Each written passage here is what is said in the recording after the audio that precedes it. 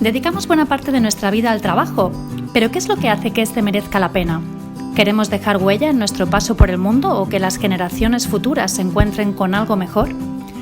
Somos una cooperativa y como tal compartimos valores sobre los que construir un mundo más sostenible a nivel ambiental, social y económico. Mi nombre es Maribel Amat y quiero darte la bienvenida al podcast de Única. Síguenos y conocerás las historias y testimonios de los protagonistas de nuestro día a día, auténticos expertos en agricultura, nutrición, medio ambiente, economía social o vida saludable.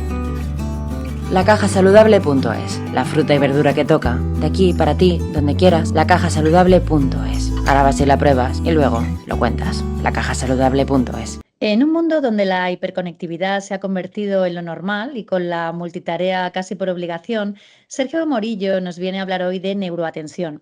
Nuestro rendimiento mental y nuestra capacidad de mantener la atención se están resintiendo y corremos el riesgo de perder una de las habilidades humanas esenciales.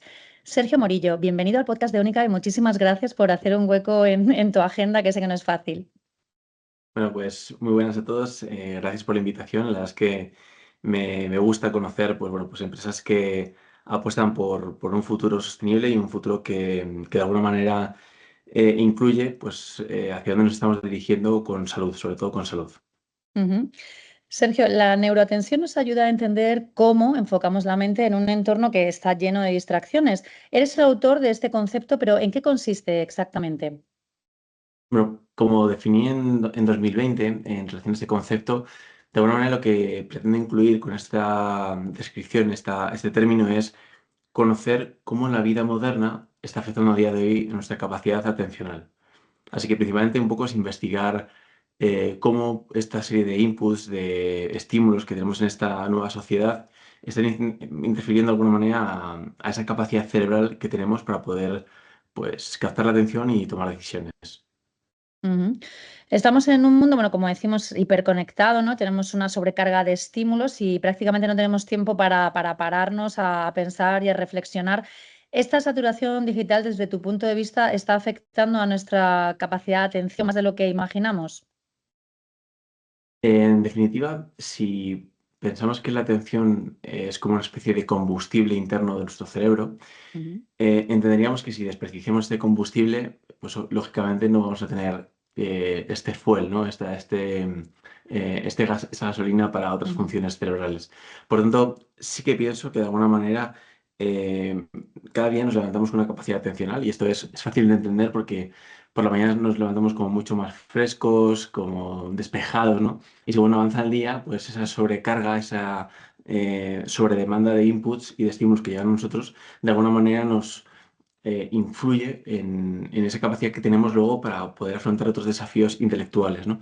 Así que en cuanto a si está afectando o no, o de qué manera está afectando esta salud digital, sí que te diría que cada vez estamos mucho más expuestos a más notificaciones. Simplemente hay que bajar la barra de tareas de arriba hacia abajo en nuestros móviles para darnos cuenta de la cantidad de notificaciones que nos llegan a diario. Ya. En tu libro sobre neuroatención hablas de los trastornos de déficit de atención y que cada vez son más diagnosticados. ¿Hasta qué punto influye nuestro estilo de vida en este aumento? Mira, siempre pongo un poco el ejemplo de, imaginemos que vamos a una boda Ujú. y después de pegarnos esa gran comida copiosa, pues luego de alguna manera queremos pensar o hacer algo que nos requiera un gran esfuerzo intelectual, ¿no? O de concentrarnos. ¿Cómo va a ser nuestra capacidad? Y si analizamos con cualquier tipo de ingrediente, ¿no? Ya sea si hacemos una comida copiosa, si salimos a comer por ahí, esto nos damos cuenta que después estamos aletargados y que nos cuesta mucho pensar. Y Ujú. es que fíjate que el sentido evolutivo del cerebro es tomar decisiones. Es que cuando Ujú. tenemos hambre, crear las estrategias adecuadas para poder cazar, crear un plan estratégico para pues, bueno, perseguir nuestro alimento, ¿no? O incluso recolectar. Entonces, cuando nosotros estamos totalmente saciados y alimentados, nuestro cerebro obviamente pierde esa capacidad de necesitar tomar decisiones, ¿no? Por así decirlo. Y lo mismo pasa con un poco con el deporte. Todos hemos sentido esa sensación de que después de un día ajetreado de trabajo, donde nos sentimos totalmente eh, absorbidos mentalmente, hacer deporte nos libera y despeja esa capacidad atencional.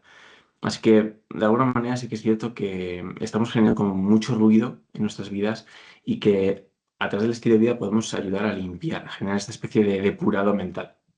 Ajá.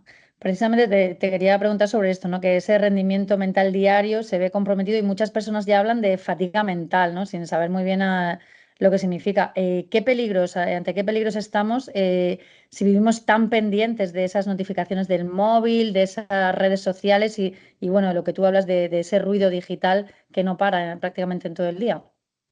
Bueno, yo digo que generamos una especie de sobrecalentamiento cognitivo en el cual nuestros recursos neuronales se ven abarrotados por una excesiva entrada de inputs que nuestro cerebro de alguna manera debe discriminar. A nivel cerebral existe una región llamada tálamo, que es justo precisamente el encargado, es como la plaza del pueblo, es el encargado de discernir de todos los inputs que entran, tanto a nivel interno como a nivel externo, cuáles de aquellos son importantes y después mandar la información a nuestra corteza prefrontal o nuestra corteza cerebral para precisamente tomar acción, ¿no? Tomar decisiones, crear estrategia. Entonces, si este tálamo, esta plaza del pueblo está llena de gente, Ujú. obviamente pues vamos a ser logísticamente más ineficientes. Y pues trasladarlo un poco a lo práctico, si de alguna manera nos centramos en la oficina, intentamos hacer un trabajo concentrado, ¿no? Ya sea leer correos o escribir algún tipo de documento, y estuvimos en ese momento rodeado por un montón de gente y todas esas personas hablándonos a la vez sin contar esa especie de tiempo de espera, ¿no? O ese Mm. silencio de pausa. ¿Cómo sería nuestro rendimiento, ¿no? ¿Cómo sería esa capacidad para podernos concentrar o poder afrontar esa tarea que estamos realizando? Pues algo muy parecido a lo que le ocurre a nuestro cerebro cuando generamos una sobredemanda de estímulos. Ya. Y aunque sabemos la teoría, ¿por qué nos cuesta tanto aplicar las recomendaciones básicas, ¿sabes? Tampoco, no hace tanto tiempo que se han introducido los móviles, por ejemplo, en nuestra vida, pero ahora parece que es imposible vivir sin ellos, ¿no?